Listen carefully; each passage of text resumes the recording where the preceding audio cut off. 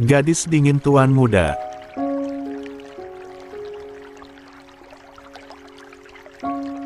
BRAKK.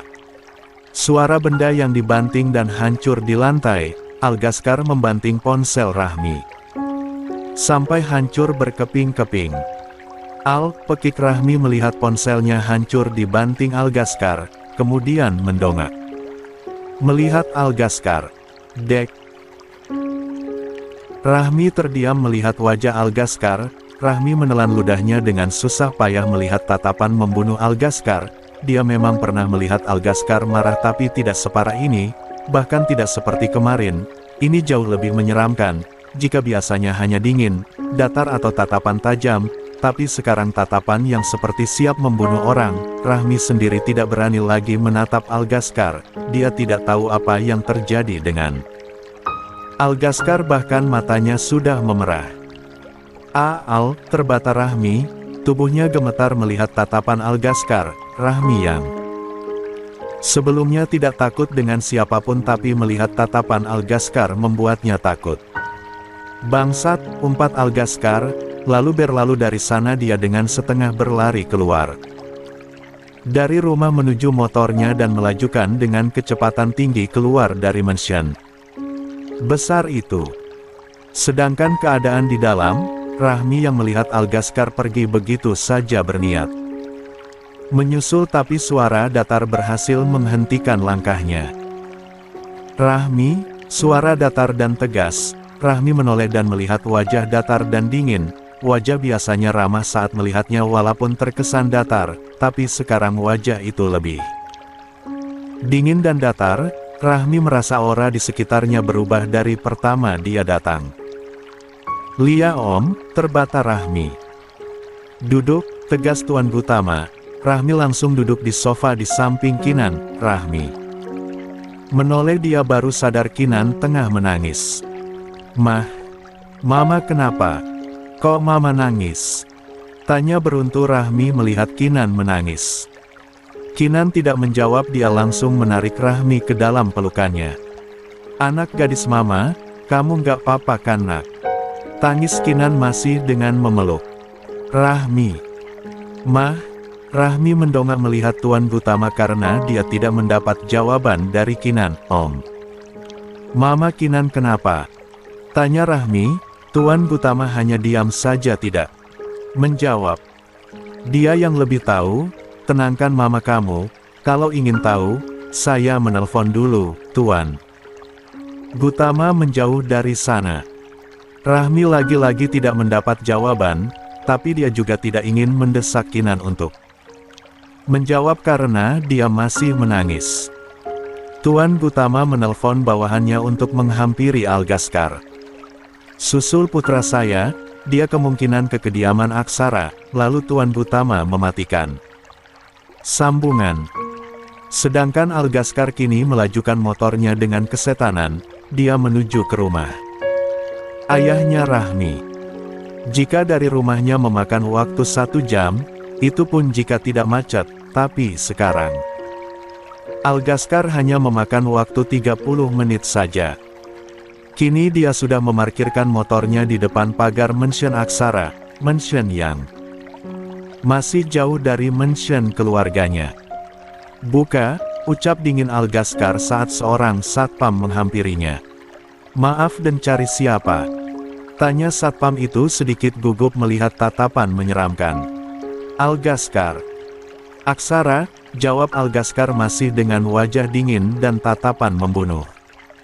Maaf dan, Tuan tidak ingin ditemui siapa-siapa, jawab satpam itu dengan takut.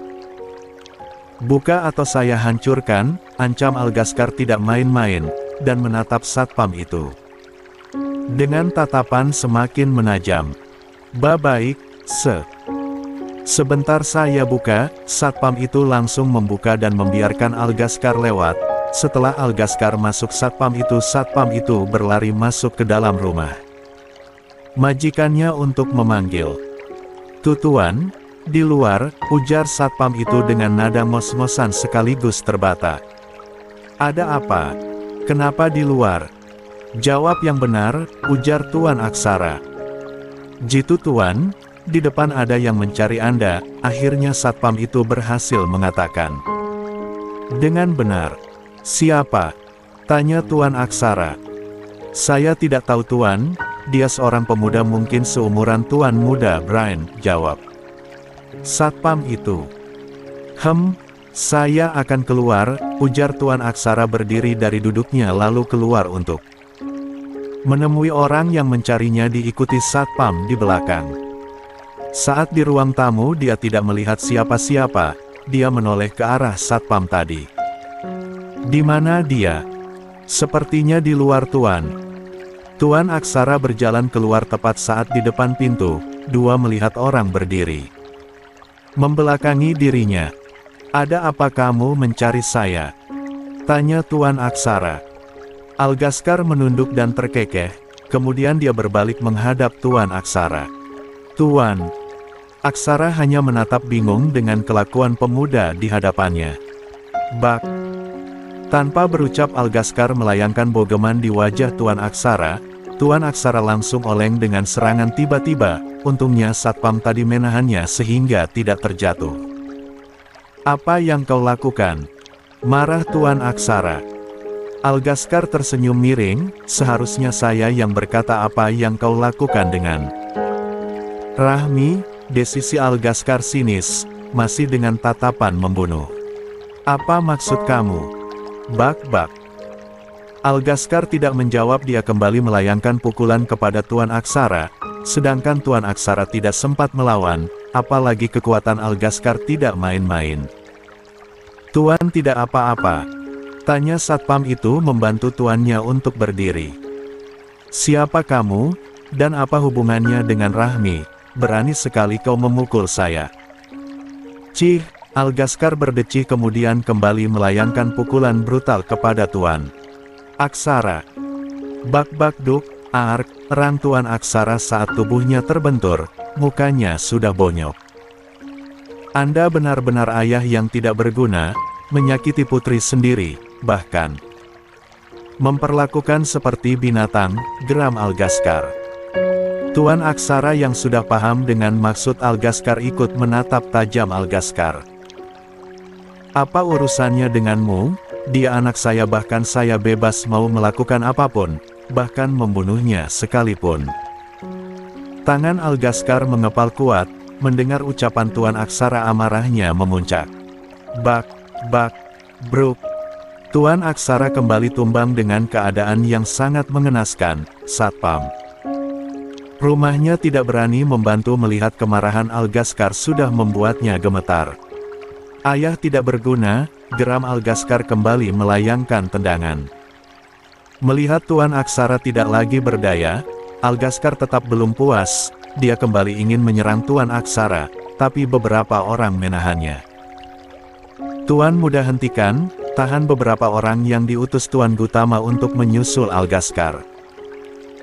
"Lepaskan saya," sekali hentakan orang-orang itu terlempar. Kekuatan Algaskar memang tidak main-main. Algaskar kembali menatap nyalang Tuan Aksara. Orang-orang yang diutus Tuan Gutama saling tatap, mereka bingung harus menghentikan Tuan Muda mereka dengan cara apa, jika dengan kekuatan jelas mereka kalah.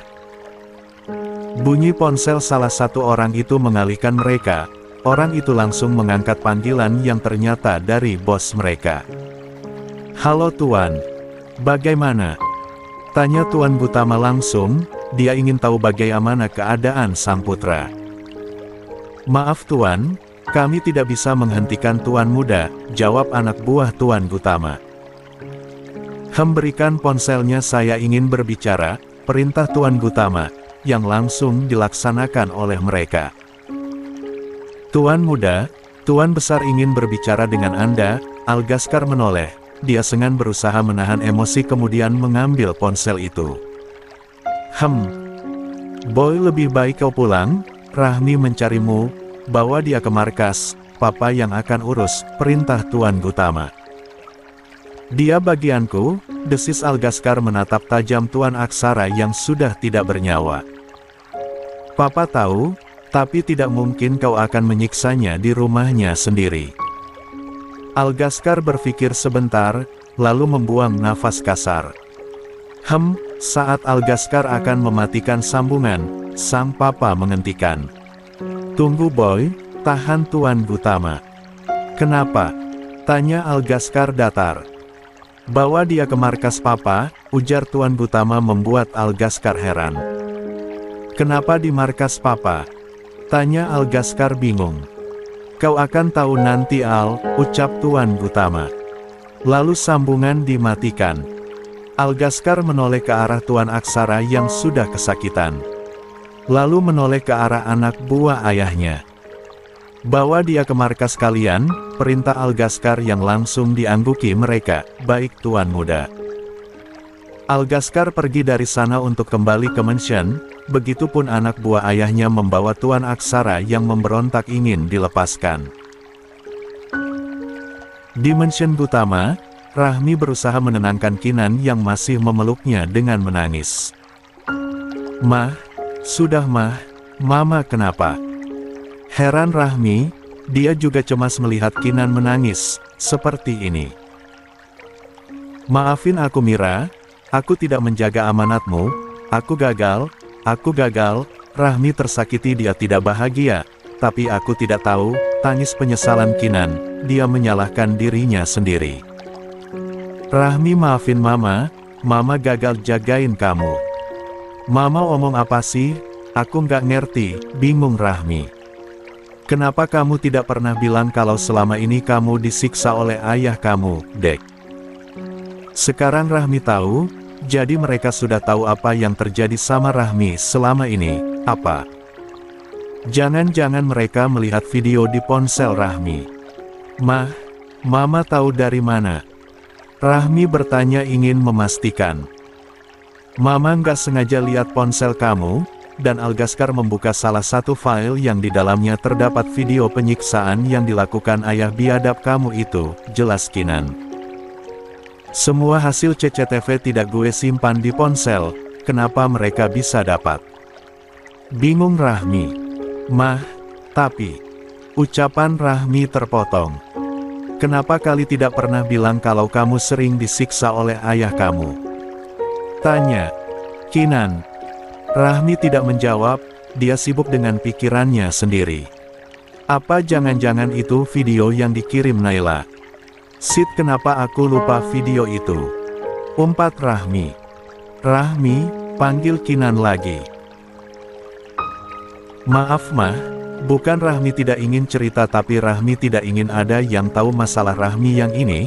Rahmi bisa kok Mah selesaikan soal yang ini, apalagi setelah Rahmi ketemu Mama dan Al, Rahmi nggak pernah pulang ke rumah lagi Mah.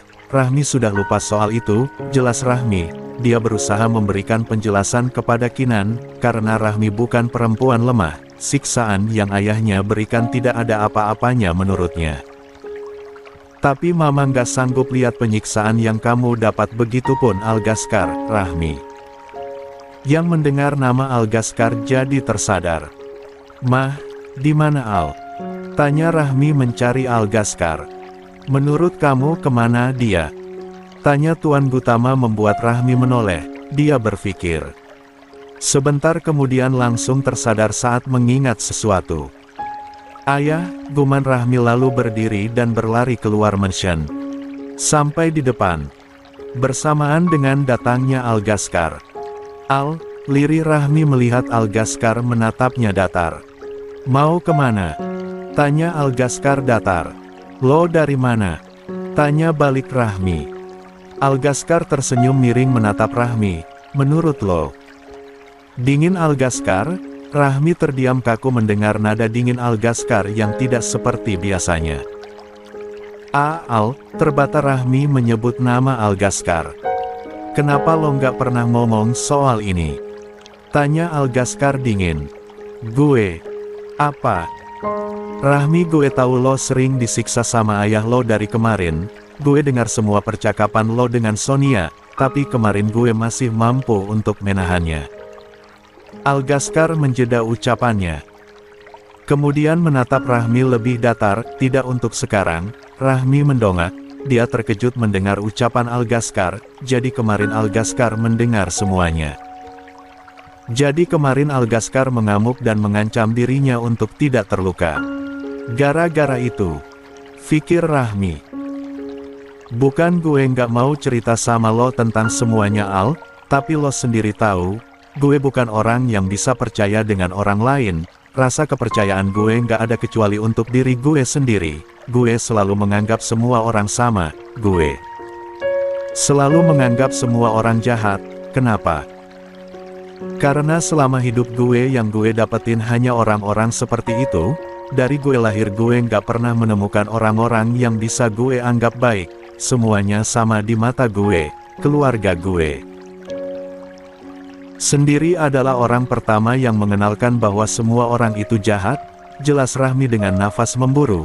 Bayangan masa lalunya kembali mengguncang mental Rahmi. Biasanya setelah mengingat atau kembali menjadi sasaran kemarahan sang ayah di situ juga yang semakin membentuk karakter dingin dan tak tersentuh Rahmi.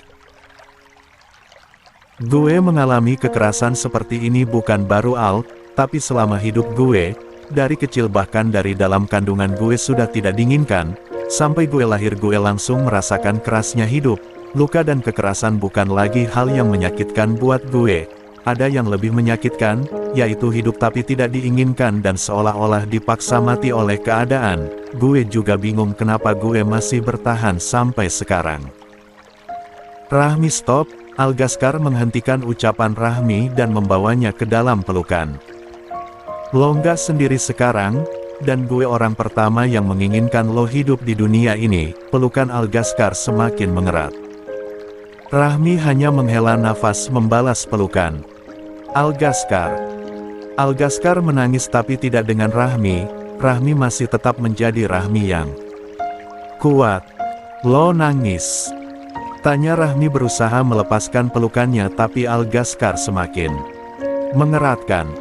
Rahmi hanya pasrah dipeluk oleh Algaskar.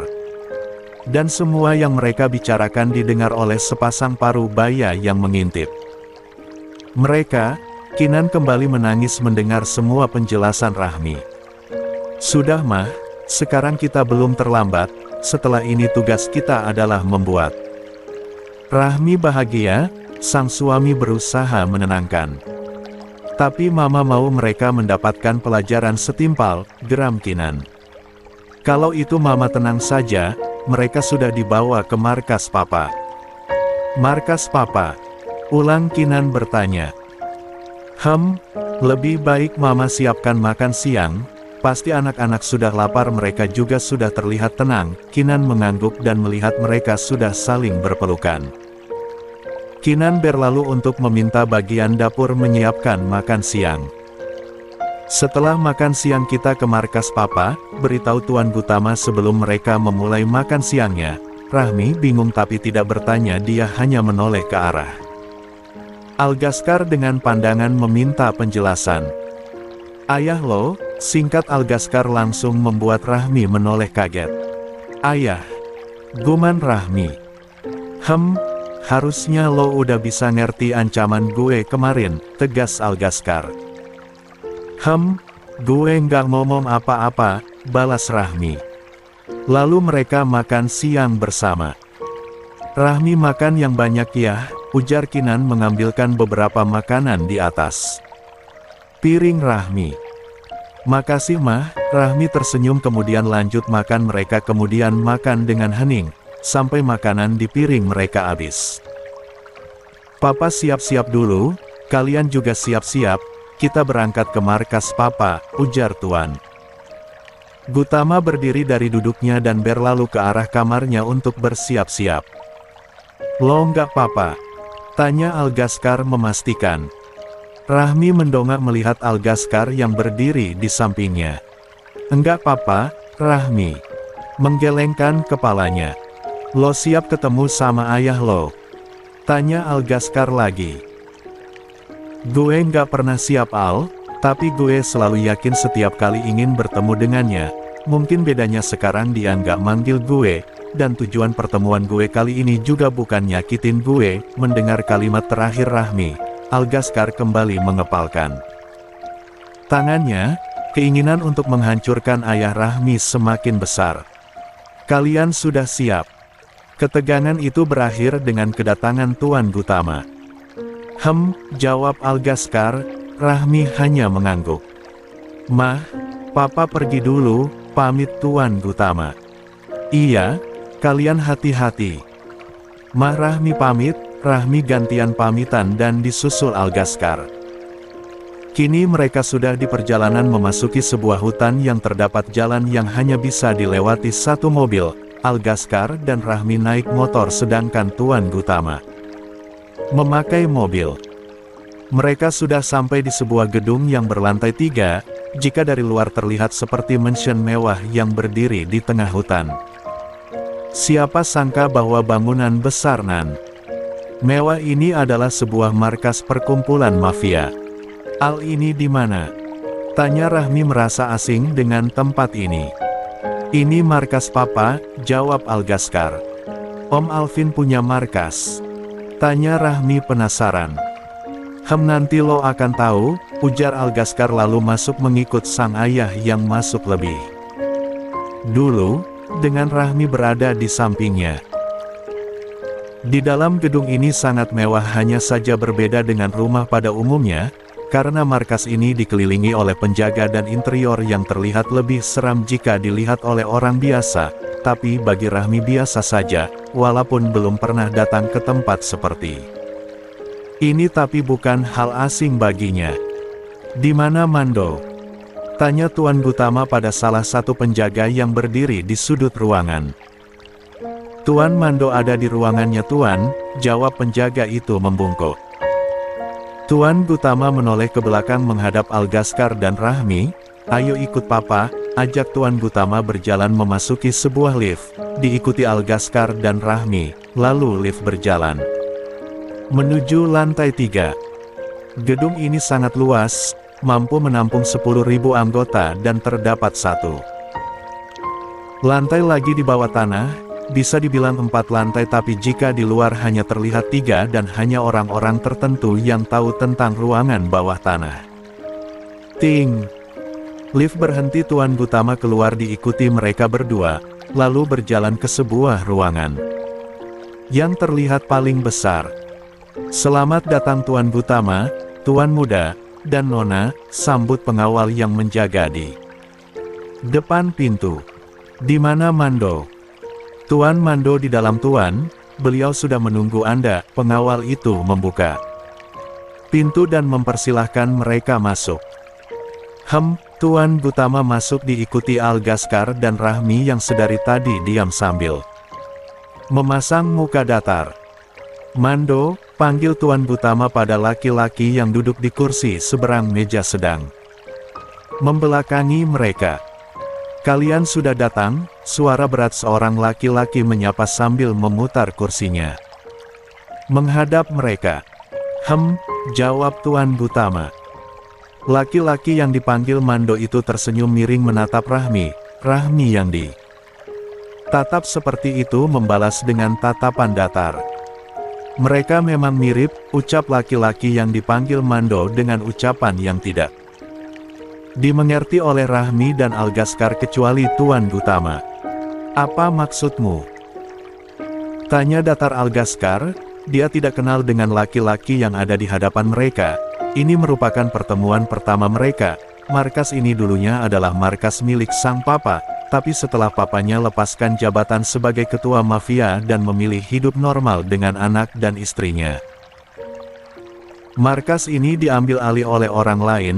Jadi Algaskar tidak tahu karena itu belasan tahun yang lalu setelah dirinya lahir, dan ini juga pertama kalinya dia datang ke markas sang papa. Dia memang tahu sang papa punya markas, tapi dia tidak tahu di mana dan seperti apa.